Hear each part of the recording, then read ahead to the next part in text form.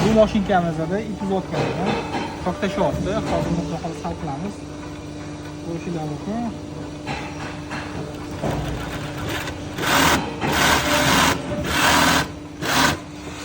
Test etkanda mana mashaq bo'lyapti.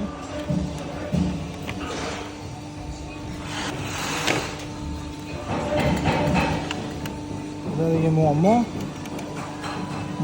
mana ashta qirilgan joylari bor.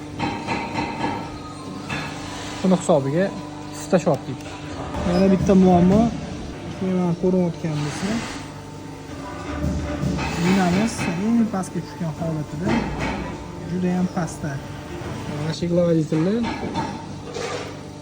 mana shu joydan o'tib ko'chib turibman, mana shu joydan bo'shatamiz. Chelnoshni komplektdan bo'shab ketgan joyidan yechamiz.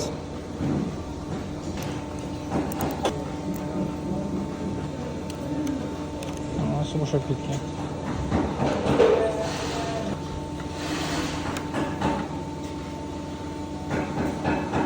Ana buni tegini ochganimizdan keyin xuddi shunaqa ko'p musorlar yig'ilib qoladi. O'zi tashlashiga ham shu narsa sabab bo'ladi. Iloji boricha tez-tez moylab turish kerak. Moy bu kirlarni pastga tushirib yuboradi. Ancha yuvib turadi, o'zi ham yumshoqroq ishlaydi. Mexanizmga, har qanaqa mexanizmga moy kerak. Bizga bitta muammo qolgan, ham bo'lsa Chelnoshni komplektdan sal uzoqroqda buni yaqinlashtiramiz. Va ip olishini o'rnaymiz. Ko'rayotgan bo'lsangiz, ozgina po'zniroq potda, ozgina ranni qilamiz, sal voqliroq oladigan qilamiz.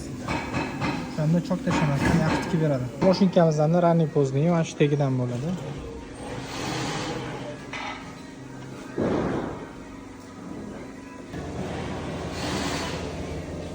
Bularga обязательно mana shunaqa solidor surish kerak bo'ladi.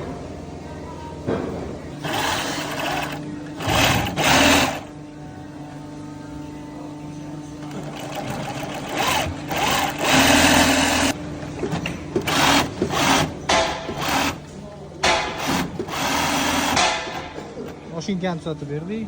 Xohlasa akamiz ham baxtli.